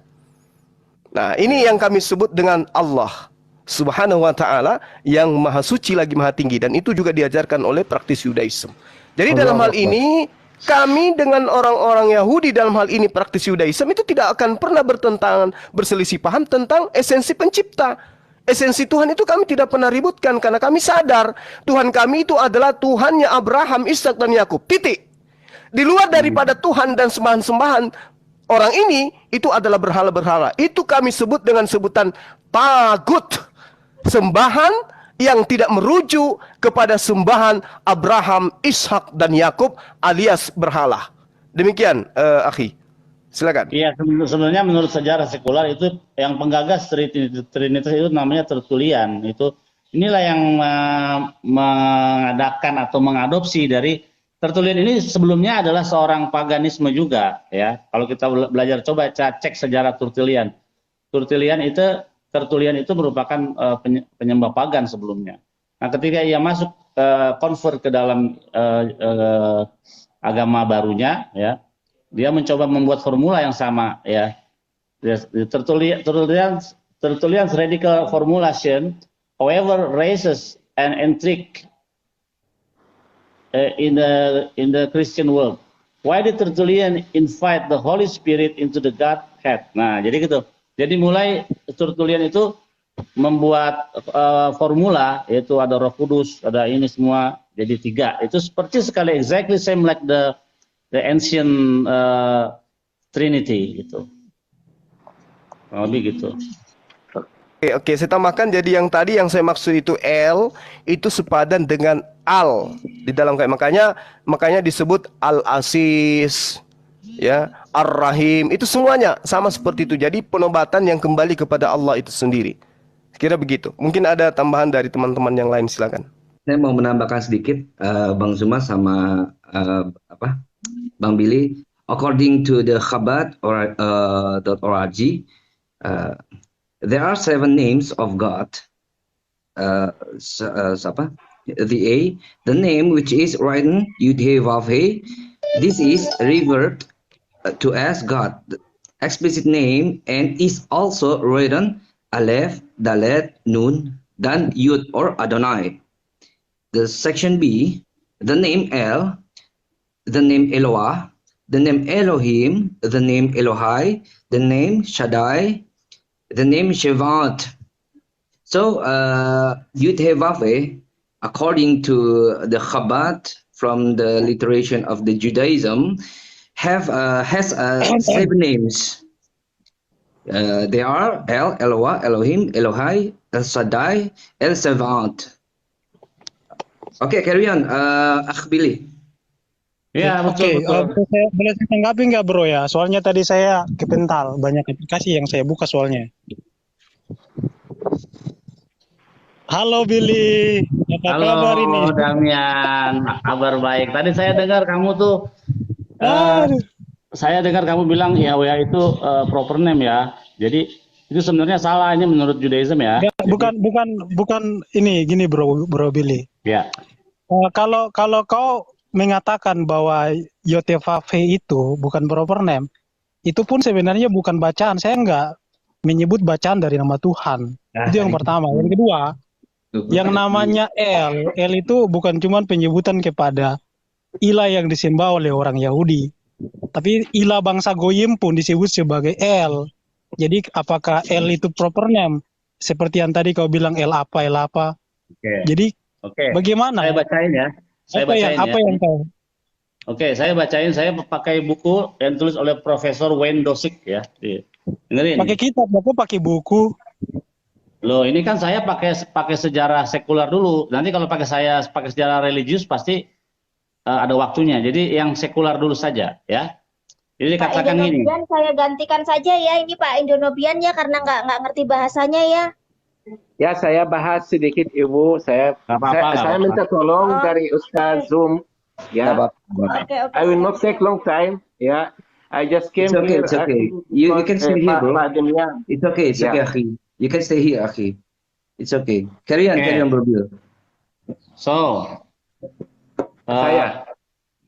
in addition to the name of Yod-Heh-Vav-He, God is called by 3 other proper name. Jadi YHWH itu dipanggil dengan 3 proper name-nya. Jadi bukan YHWH itu proper name ya, kebalik. Saya tahu Billy, itu disebutkan Hayah-Hove-Yih ya kan? Itu akronim. Benar enggak? Benar enggak? Itu akronimnya. Tapi kalau penyebutannya itu bukan seperti itu. Penyebutannya nggak ada yang tahu. Emang kamu tahu penyebut YHWH kayak gimana? Lo dalam apa namanya Masoret itu disebutkan, ditulis itu, tapi nggak dibacakan. Poin saya bukan tahu, itu. saya bisa membacakannya dan mengucapkannya, tapi saya nggak mau. Wah, oh ya itu dia kan, makanya kamu nggak jujur di sini gitu loh. Ayatnya jelas. Saya pakai data ini, saya pakai data. Dengerin dulu makanya ya.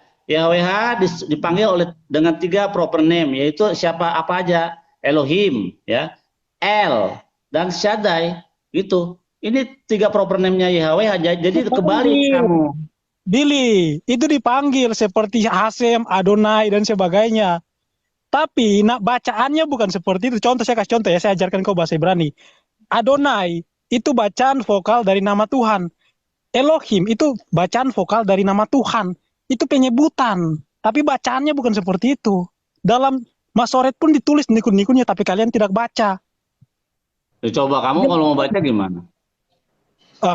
Kalau apa namanya saya bacakan pun nggak boleh lah, karena saya juga sebagai orang Kristen. Tadi dibacakan Yesus. Yesua, Yesus itu yang maha hidup, katanya Yesus. Yod-Heh-Vav-He itu tadi Yesus katanya. Saya sama Yahudi lagi diskusi, kita lihat ya bahwa apakah Tuhan Islam dan Tuhan di dalam tanah itu sama atau beda.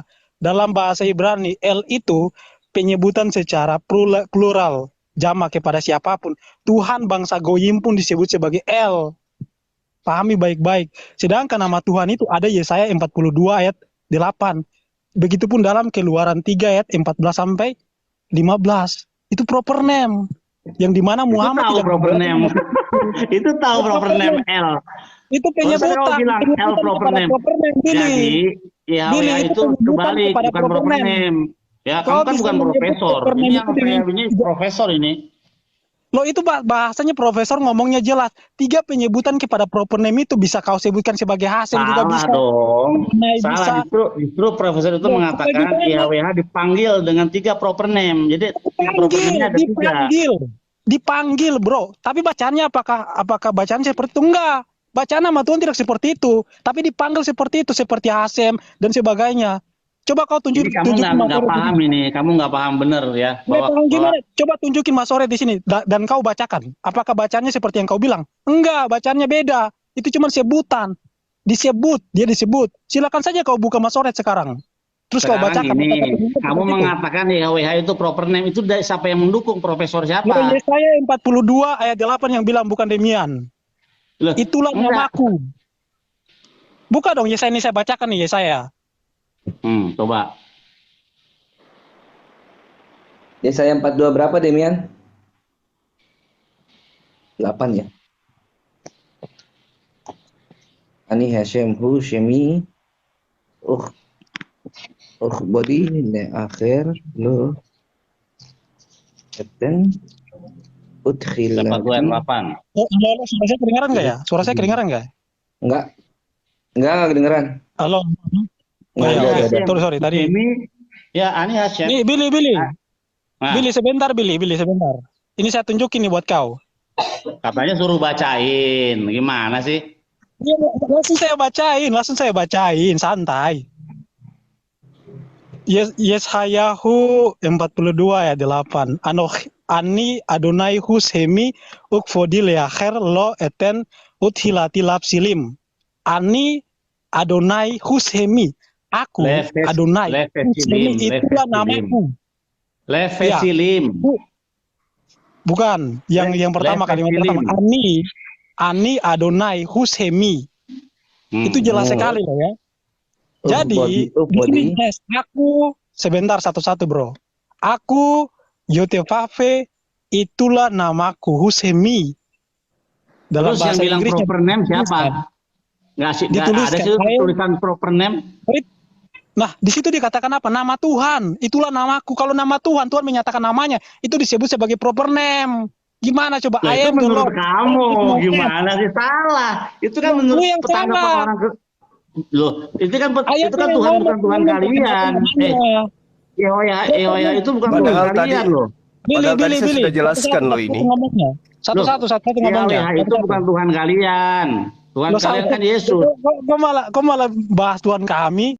Ya, itu dia saudaraku, kita bersama-sama telah melihat serta menyaksikan bagaimana keseruan keberlangsungan suatu diskusi atau debat antara teman-teman para apologet Kristen yang berhadapan dengan Ustadz Suma bersama dengan kawan-kawannya, yang kita tahu bahwa Ustadz Suma ini kerap kali selalu saja berkuar-kuar tentang iman Kristen, tapi kalau ketika teman-teman para apologet Kristen menanggapi serta membantah setiap argumentasi bahkan narasi yang dia bangun, dia malah kepanasan, emosi, dan merasa diri paling benar dalam memahami tentang makna atau apa kekristenan itu sendiri.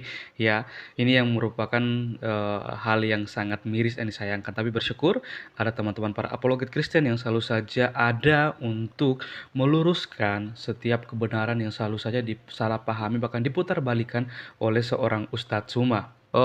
Satu bagian firman Tuhan yang sangat memberkati saya di hari ini, yang saya juga mau bagikan untuk kita semua, terdapat di dalam Yohanes 3 ayat 16. Di situ dikatakan bahwa karena begitu besar kasih Allah akan dunia ini, sehingga ia telah mengaruniakan anaknya yang tunggal, supaya setiap orang yang percaya kepadanya tidak binasa, melainkan beroleh hidup yang kekal. Bapak Ibu yang terkasih, Yohanes 3 ayat 16 ini adalah salah satu ayat yang paling dikenal dalam Alkitab karena merangkum inti dari Injil itu sendiri. Ayat ini menunjukkan bahwa keselamatan berawal dari kasih Allah, bukan dari usaha manusia. Ketika manusia hidup dalam dosa dan tidak mampu menyelamatkan diri sendiri, Allah mengambil inisiatif untuk mengutus anaknya yang tunggal, yaitu Yesus Kristus sebagai juru selamat kita. Kasih Allah tidak terbatas pada kelompok tertentu. Firman Tuhan mengatakan bahwa Allah mengasihi dunia, yang berarti setiap orang memiliki kesempatan untuk menerima anugerah keselamatan tanpa terkecuali. Namun, ayat ini juga menegaskan bahwa keselamatan diterima melalui iman kepada Yesus Kristus. Percaya kepadanya berarti menyerahkan hidup kepadanya, mengandalkannya, dan hidup dalam ketaatan kepada firman Tuhan. Janji yang diberikan sangat luar biasa untuk kita semua, di mana di situ dikatakan tidak binasa, melainkan beroleh hidup yang kekal. Hidup kekal bukan hanya berbicara tentang kehidupan setelah kematian, tetapi juga kehidupan yang dipenuhi damai sejahtera, pengharapan, dan persekutuan dengan Allah mulai dari sekarang. Ya, dari sekarang ketika kita sungguh-sungguh menerima Tuhan Yesus sebagai Tuhan dan Juru Selamat dalam setiap kehidupan kita.